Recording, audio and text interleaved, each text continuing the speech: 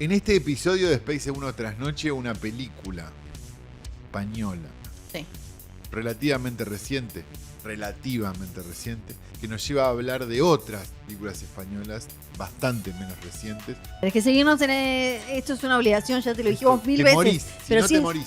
Si es la primera vez que estás escuchando, puedes seguirnos en Spotify, puedes poner unas estrellitas, puedes seguir en el canal de YouTube de Space, Sí. Y ahí poner como al dedito. Es todo en mini, cosita. es todo, viste, en diminutivo el coso. Sí, o en la todo aplicación que cosita. sea que escuches, le das Dale. a todas las estrellas Tiranos posibles. amor, ¿qué te Seguir, cuesta? campanita, si no te perdés ningún episodio.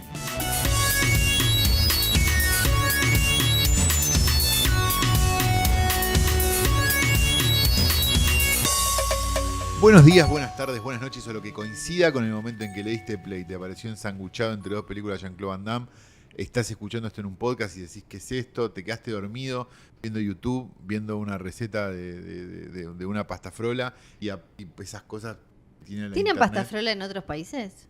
Yo supongo que sí, Ok. la llamarán de otra forma. De otra forma, me parece, Pero ¿no? para mí es como es un maridaje tan perfecto que no creo que sea solo algo argentino. ¿De batata o de membrillo esto De dice? membrillo, madre. Ok. No se discute. No se discute. Sí, la otra es rara. No se discute. Space Uno y Trasnoche, ya lo dijimos. Esto es, no. Sí. Bien, Space Uno y Trasnoche, un programa fabuloso, un podcast fabuloso que hacemos junto a... Fiorella Mi Sargentí. nombre es Santiago Calori y nos dedicamos, la gente de Space, con mucho amor, mucho cariño y mucha dedicación. Después de años de amistad, después de años de compartir cosas, asados, años nuevos, un montón de cosas, nos dio las llaves de su bóveda y nos dejó ver qué tenían y comentar cosas. Exacto. Para los que no sepan qué es Hoy Tras Noche. ¿Qué es? Es un podcast de digas vos. cine Quiero que lo y digas otras vos. cosas que hacemos hace ya 5 años y que tiene como una agenda compartida con Space y de ahí salió la idea para este spin-off, desprendimiento Sí. o crossover. Todas las palabras te metí. Todas, sí, me Todas, gustó. todas. Multiverso. Sí, ¿No? cuestiones. Como cosas cuando no sabes qué decir, ¿viste? Bien, y hoy vamos a hablar de una película del año 2008. 2007. Ahí está, perfecto. Se llama El Orfanato, que es de Juan Antonio Bayona, pero ahora es J.A. Bayona, ¿no? Porque Porque vas a trabajar en Hollywood te tienen que poder pronunciar el nombre, exacto, más o Juan menos. Antonio, ¿viste? Sí. Como Huff. Es muy Bien. complicado. Igual Claro. viste que ahora hay como una oleada de actores y directores con nombres en español, Sí. tratando de hacer que en Estados Unidos pronuncien bien. Lo hizo Oscar No Isaac, lo van a lograr. lo hizo Pedro Pascal. No lo van a lograr. No sé. Bien, el punto es Sí. que El Orfanato, una película de 2008, donde una señora compra un antiguo orfanato en el que ella había sido criada y no tarda en darse cuenta ¿Qué suceden cosas? que pasan cosas. ¿Qué tiene de interesante el orfanato? Que es parte de un movimiento que se llamó el neofantaterror, que tiene un correlato con el fantaterror común, del cual vamos a hablar después. Básicamente, la gran diferencia entre el neo y el viejo es que en el neofantaterror lo que sucede es que en general las cosas suceden en el presente y hay como temas que, si bien son sobrenaturales, dialogan un poco con cosas de la realidad y demás.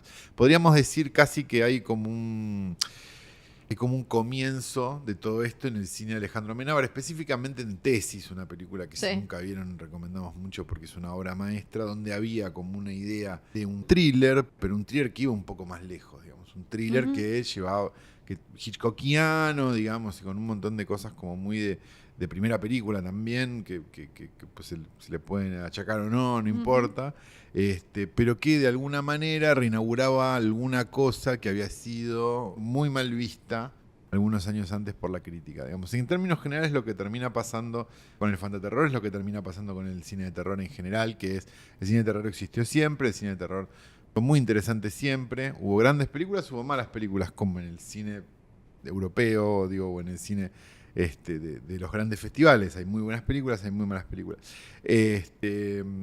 Pero recién cuando hubo algún tipo de forma de justificar del lado de la crítica de que eso podía ser un espectáculo que la gente podía consumir edificantemente, ahí sí. Entonces hay que poner una etiqueta nueva, el neofantaterror. Cuando Sí. en realidad el fantaterror 6 meses antes era... Buh. No, sí. Outlet. Sí, no. Era causal En ese de momento horror. también el terror español, como el terror japonés, pienso, el terror coreano, Sí. empiezan a ofrecer algo que en ese momento Hollywood no estaba dando tanto, ¿no? Porque a principios de los 2000 Sí. estaba muy después del 11 de septiembre, muy con lo que se llamaba El porno de tortura. pornotortura, o sea, Claro. como el juego del miedo, Hostel, ¿no? Donde todo era como sacar remakes innecesarias de La Masacre de Texas. Bueno, claro, el empezaban, Hogar. claro, estábamos en el momento del terror sin brújula post el neo-slasher, digamos. O sea, habíamos tenido como un momento del neo-slasher con Scream, Sé lo que hicieron el año pasado, Sí. No sé. Después Leyenda sacaron Urbana, las ideas, qué sé yo. arrancaron con la Se terminó remakes. eso en un momento porque Sí. ya era como, bueno, esto es insostenible. Aparecieron 2 o 3 cosas más o Sí. menos creativas que podríamos considerar la saga Destino Final por un lado, Ujú, ¿no? Que muy buen episodio tiene, pueden ir a escucharlo. Y Jeepers Creepers, digo, Sí. que podía ser considerado, bueno, al margen, Feo, digamos, feo. una historia fea, Sí. pero digo, una buena película, la primera sobre todo. Ujú. Al margen, digamos, del monstruo que la dirigió. Y ahí quedó medio sin brújula. Sí. Y apareció el juego del miedo, apareció Actividad Paranormal, Hostel. la primera era como Claro, fresca, y empiezan a pero aparecer, después... claro, y empiezan a aparecer todas las películas de terror de Sí. camarita que nosotros tenemos un Sí. problema. Una cosa era una, otra es... ¿Qué pasaba con el 58. terror español en el mismo tiempo? Ofrecía una estructura mucho más clásica de terror y daba la sensación de que era como algo nuevo, porque en el fondo, claro, si vos enfrente tenés Hostel o enfrente tenés Actividad Paranormal Amo Hostel. Y te va a parecer muy buena una película. Claro, porque acá estamos hablando también de como una tradición un poco más cercana a la literatura Exacto. que a un videoclip de momentos de gore y qué sé yo. Exacto. Entonces, eso fue lo que hizo que el neo fantaterror, digamos, el fantaterror posterior al 2000, tuviera este éxito y que muchos de esos directores terminaran trabajando en Estados Unidos, por ejemplo. Ujú. El caso de Bayona, el caso de Amenábar, el caso de un montón de gente. Esto va a ser mucho más interesante cuando contemos la verdadera historia del fantaterror que sucederá en el próximo bloque. Esto sigue siendo Space 1 y Trasnoche, aunque no lo puedas creer, y tenemos que decir que nos pueden seguir en todo tipo de redes sociales, ¿verdad, Flor? Claro, pueden seguirnos seguir Space y bueno, nosotros si quieren, Nosotros, en obvio. Instagram, en Twitter y En el buscar Instagram Canal Space en YouTube, buscan, ahí le dan seguir y buscan Space 1 y Trasnoche y también cosito lindo. Todo Y- corazón. Exacto. Boludeces no. No, Sí, no. ok. Después en las aplicaciones para escuchar podcast también pueden ir y seguir, así no se pierden ningún episodio, salen todos los jueves si estás escuchando esto más o menos en tiempo y forma. Y de esta manera te va a avisar, te dice si lo que querés es escucharlo y si no en YouTube, que es lo que... Es lo más. Y tal vez te lo cruzas, si te lo cruzas a esto en la televisión. pantalla de Space en la tele, mándanos una captura, Aunque mandanos, estés mostranos. enojado, Sí. aunque creas que te hemos arruinado la posibilidad de ver una de Van Damme, Sí, exacto. pensando, estoy perdiendo el tiempo vital de mi vida O- sin ver o- una de Van Damme, sí. viendo estos dos idiotas, O porque hacelo. Carlos tiene los lentes transparentes y yo tengo los ojos caídos, no importa, Sí, no importa. no importa, tuvimos una noche larga, ¿saben? Sí. Bien, el punto es el siguiente. Habíamos hablado de que del neo-fantaterror era una derivación del fantaterror. Ujú. ¿Qué es el fantaterror? Fantaterror es casi cualquier película de género, generalmente fantástico o de terror, por supuesto, Ujú. filmada en España o con una producción lindante con lo español durante los años 60 y 70. Era, por supuesto, parte de un movimiento de cine explotación, digamos. No había en esto una idea de creatividad ni de nada más que la de un lucro importante. Recordemos, España durante el franquismo generaba que determinados espectáculos no estuvieran bien vistos o directamente estuvieran prohibidos. Claro. La cabeza de lanza de este movimiento no es otra persona que el querido Jesús Franco, un director al cual no se le puede terminar de determinar cuántas películas hizo, pero se dice que más de 200. ¿Cómo terminó haciendo más de 200 películas? Ahí este ya hombre? tuvo años de hacer 8 películas por año. Claro, pero hacía una y que hacía una, ya que estaba en locación, te hacía una por acá. y Una por acá, otra una por allá. acá, hacía una porno ya que Claro. estaba. O sea, un hombre que ha probado... La de vampirito, la de qué sé yo, perfecto. Un hombre que ha pasado por todos los géneros al punto de que finalmente la Academia del Cine de España le entregó un Goya a la trayectoria antes de que muera. Porque los cansó. Porque los cansó. Pero porque sí, no, porque hay un valor. Sí, digamos, sí, no, hay un valor pero, en haber hecho todo. Pero digamos, me imagino que les costó porque las academias siempre son... Claro, pero hay un valor en haber hecho tantas cosas distintas, sí. no todas bien, ni siquiera la mayoría bien. Pero mantuvo la industria andando. Exactamente. La primera película que se considera como la cabeza de la punta de lanza, perdón, sí. del movimiento del fantaterror es Gritos en la Noche, en 1961, una película que está que un poco sienta las bases de lo que iba a terminar siendo el fantaterror, que es un terror muy gótico, un terror muy metido dentro de la estética del cine de la Hammer, digamos, que seguramente algún día hablaremos de ella, o de Amicus, también, que era como una competencia. Hammer era una productora inglesa de películas de terror que generalmente eran de vampiros o pasaban en castillos o ese tipo de cosas. Bien. Franco hace varias películas de este tipo, digamos, de lo que se podría considerar el fantaterror a lo largo de los años 60, de los 70, de los 80, de los 90, hasta que se murió. Sí. Después de muerto, siguió todavía haciendo ese tipo de cosas. Quizás su pieza, además de Gritos en la Noche, que es una película muy buena, muy aceptable, digamos, y donde además aparece un personaje recurrente en su obra que va a ser el Dr. Orloff, que después va a seguir apareciendo en creo que 4 o 5 películas más. Tiene una película que quizás sea, si nunca entraste en el cine de Jesús Franco y por alguna perversa razón me estás escuchando hablar de él y tenés ganas, es Vampiros Lesbos, una película que, si no me falla la memoria, es de 1971, que es imposible clasificar, cuantificar y demás por el nivel de psicodelia que maneja y demás, pero digamos unas chicas vampiras en una isla.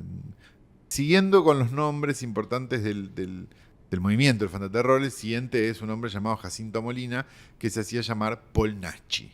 Paul Naschy era, por ponerlo de alguna manera, actor, director, productor, bueno, un montón de cosas, pero actor, sobre todas las cosas, no sobre todas, pero era actor, muy actor, y se podría considerar un poco el Lon Chaney de España. Digamos. Él tuvo un personaje en La Marca del Hombre Lobo, el hombre lobo que se llama Waldemar Daninsky, que fue un personaje que después siguió haciendo a lo largo de la saga de La Noche de los Walpurgis de Leon Klimovsky, bueno, y varias películas más, y fue un poco medio el Bela Lugosi, si querés, pero con forma de hombre lobo, de España.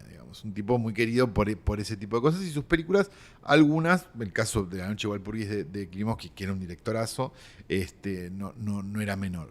Vamos entonces, Franco Naschy. Amando de Osorio.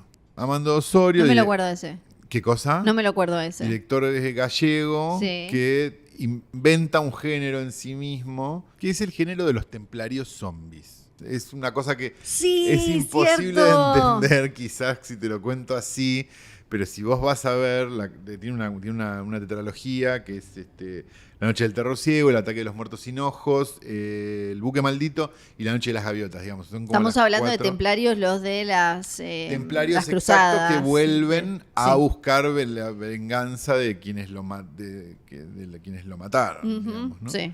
Son unas películas, sobre todo La Noche del Terror Ciego, si quieren empezar por ahí, se van a encontrar con algo heavy, digamos.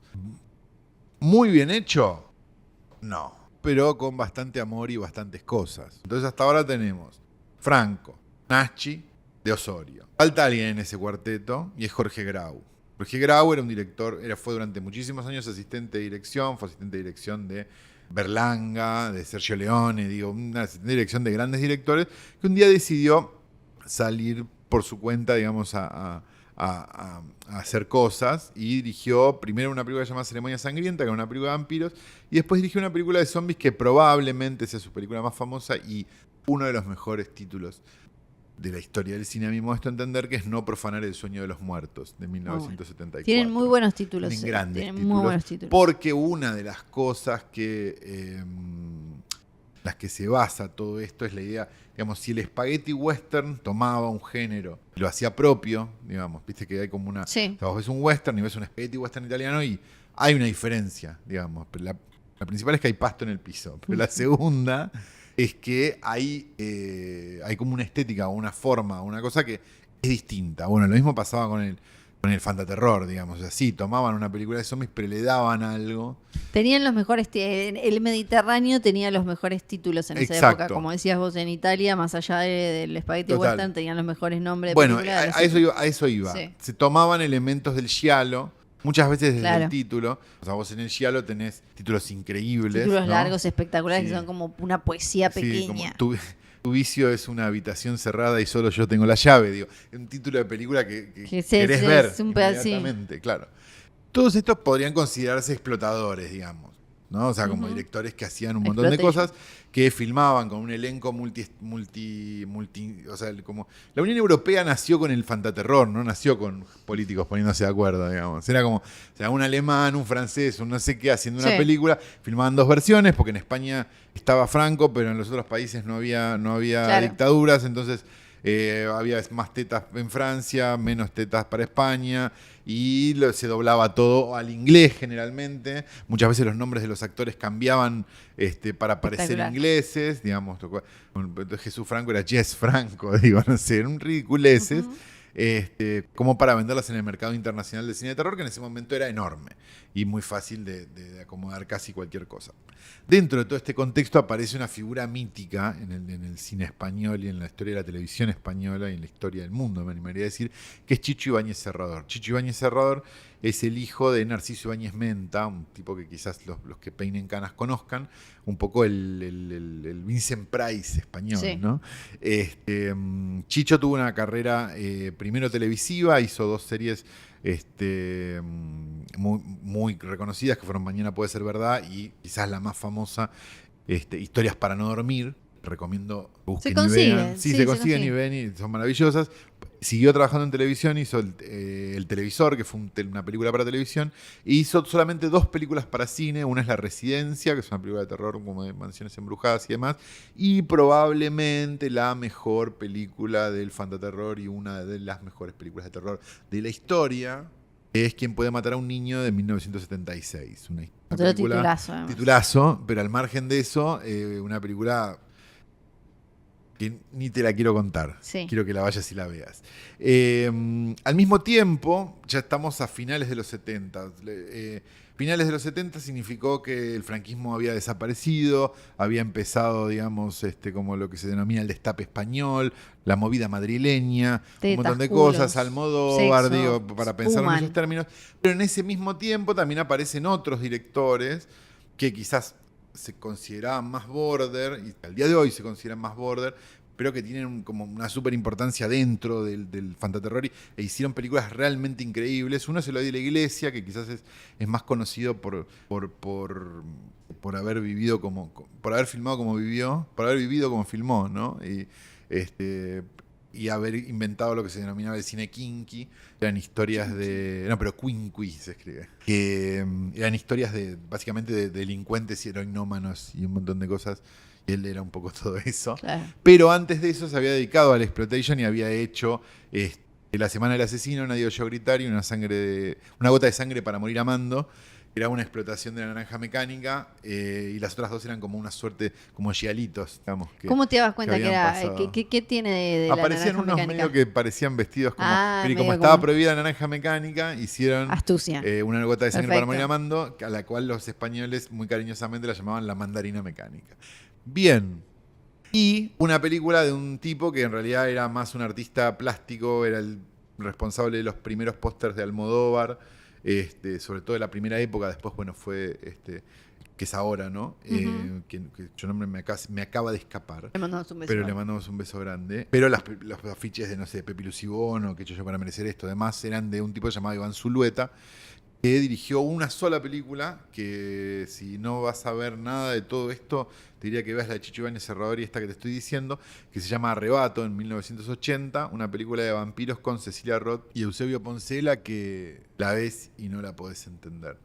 Este movimiento, por supuesto, como todos los movimientos, fue muriendo a lo largo del tiempo. Durante los 80 y los 90 aparecieron algunas cosas. Franco filmó, Apareció Mil gritos tiene la noche de Piquer Simón, digamos, y hay algunas cosas como un intento de subirse a otros géneros, Ajá. principalmente al slasher. ¿Tiene los 80 la importancia que tuvieron los 60 y los 70? No. Pero, gracias a todo eso, hoy existe El Orfanato, REC, o cualquier película española que digas, che, qué bien esta película española. Bueno, es porque un montón de otra gente antes hizo toda esta porquería. Fue probando. Y fue probando, Exacto. exactamente. Así que denle una oportunidad al Fantaterror, la van a pasar genial. Y de esta manera que llegamos al final de un nuevo Space Segunda y Trasnoche. Lo estoy lamentando más que vos. No te pongas así. Tomá la sublingual. Bueno. Sí, ya está. Ya Perfecto. Tenemos que recordarles que nos sigan en todo tipo de redes, ¿verdad? Spotify, YouTube, los canales de Space, los nuestros, los de... Cualquier aplicación de podcast. Todo tipo. Véanos, pipipi, Sí. pupupú, papá. No le vamos a mandar spam, nada. No. Pero les vamos a avisar cuando esté el capítulo nuevo, lo cual es muy bueno porque todo el mundo quiere estar en la pomada. Nadie se quiere quedar afuera. ¿Qué aprendimos hoy? Aprendimos que los españoles son un pueblo muy atravesado y maravilloso, que nos han dado grandes películas y que si te tenés que copiar, cópiate bien. Yo aprendí que con esta cuestión de que ahora de la globalización y de que más gente habla más idiomas y demás, porque ahí se perdió un montón de negocios, se perdieron. Un montón de negocios. Como Jesús Franco, ¿no? Que te hacía la película, la vendía Yo distinta. creo que a él le debe haber ido bien igual. No, por eso digo, pero ahora como ya no podés hacer eso ahora. Sí, no, es verdad. Que de agarrar la película, le cambiar dos cositas, se la vendes de una forma a esta, se la vende de una mal a otra, ¿no? Bueno, Sí. pasa con China, ¿no? Es verdad. En el próximo episodio vamos a hablar de... Sam Raimi. Ah, Space Segunda y Trasnoche es un podcast original de Space, producido en colaboración con la gente de Posta. Mi nombre es Santiago Calori. Yo soy Fiorella Sargenti.